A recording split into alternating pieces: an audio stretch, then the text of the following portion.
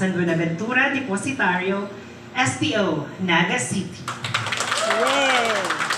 In this fast-changing world, where every action has an opposite and equal criticism, teenage mothers are being silenced by social judgment and lack of self-confidence. I may not fully feel their experiences, but I understand it. As a member of LGBT community, I have faced my own share of stigma and exclusion.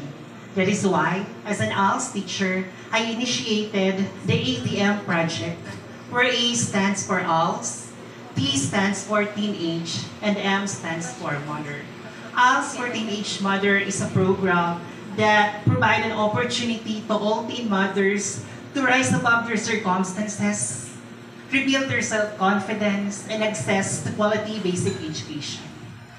By providing this support system, we are offering them a tool they need to transform their future and uplift their families, believing that everyone have a chance to learn, grow, thrive, and empower.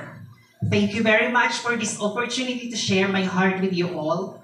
Let us all stand and rise to create a world with endless possibilities to everyone who dares to dream. Diyos marhay na hapon po sa Ilocos. Yeah!